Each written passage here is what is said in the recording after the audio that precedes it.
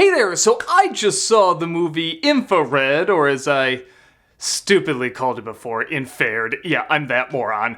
Now you're really gonna trust everything I have to say about this. But this is a found footage movie that has Greg Sestero in it, and pretty much anything he's in, I gotta watch over, and I want to give my thoughts on everything. And this is a film that at the time of reviewing this, I'm not 100% sure where you can find it, but look in the links below. You'll see, I'm pretty sure, there might be some screenings. I'm sure you can stream it as well. So, we'll put links down below if you want to check it out. They gave me an early screening of this, so thank you so very, very much.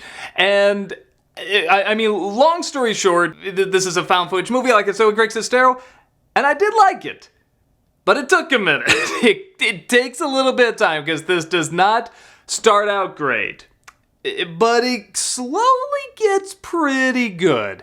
The initial setup, it's going to sound a little familiar probably, I think as a couple found footage movies have done a similar scenario, is that there's this guy who's trying to get this pilot going for like a ghost hunters show. And he's going to go into this abandoned school where some people died in there. There's all sorts of stories and everything.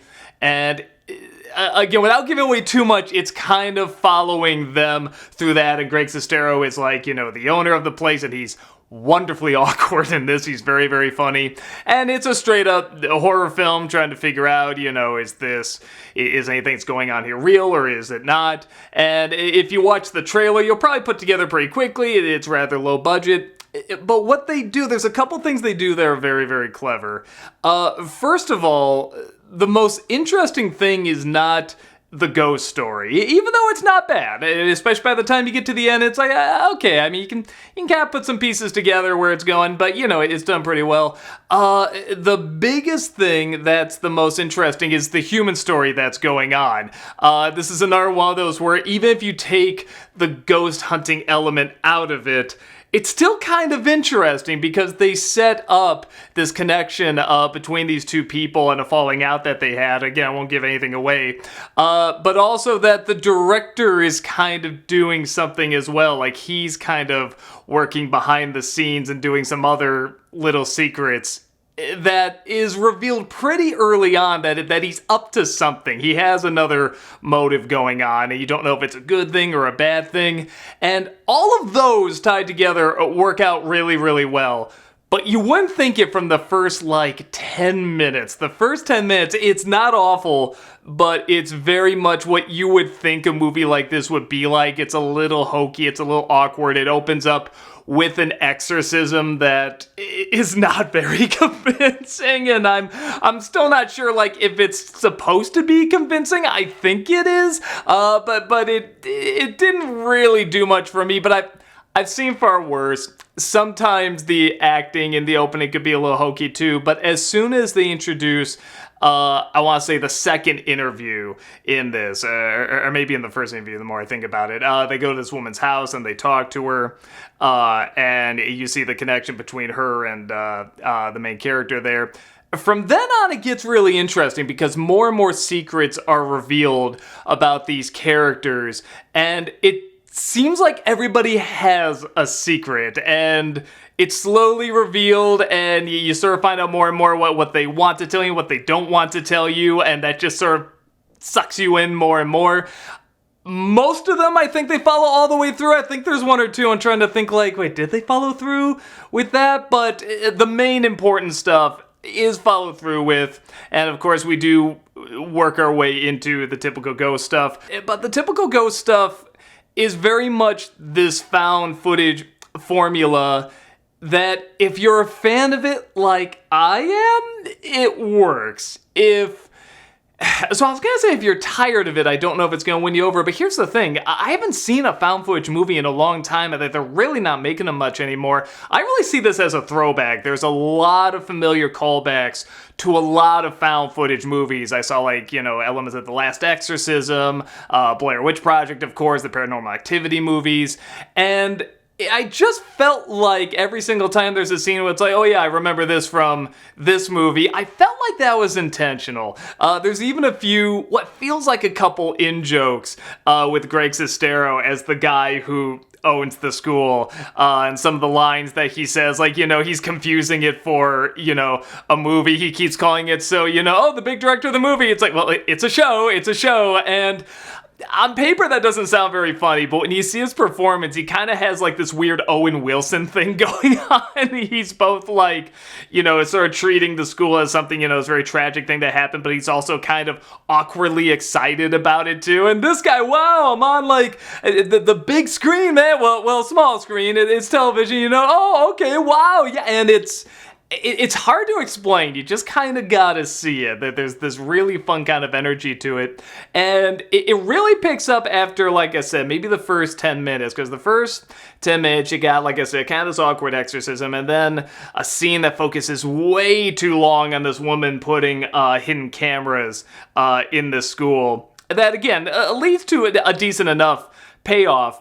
But you're there way too long, and the ending is a little bit of the same thing too. You could have trimmed it a little bit, but really, as soon as the interview with the woman, one of the main characters, is done here, that's when it really starts to get interesting, and you see her connection to the main character, and his reaction to her, especially when they meet up, is really, really great, and super uncomfortable, and very, very funny, and everything just kind of gets better and better the more it goes along, and even the scares they're very careful with, because again, it is stuff that you're familiar with. You'll hear crashing, in the back there, or a door closed or something, and then they have to go rush and see what it is.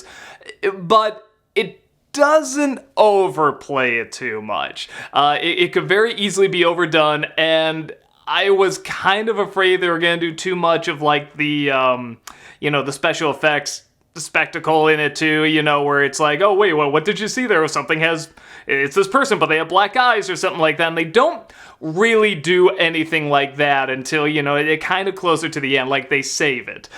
So I like that. And they're very simple effects, but they're very effective, and they're very funny. The other found footage movie I forgot to mention is The Visit. The last maybe 10 minutes of this movie has a real Visit feel to it, where I'm both, intimidated and afraid, but I'm also laughing. It's legitimately funny, and I think it's supposed to be.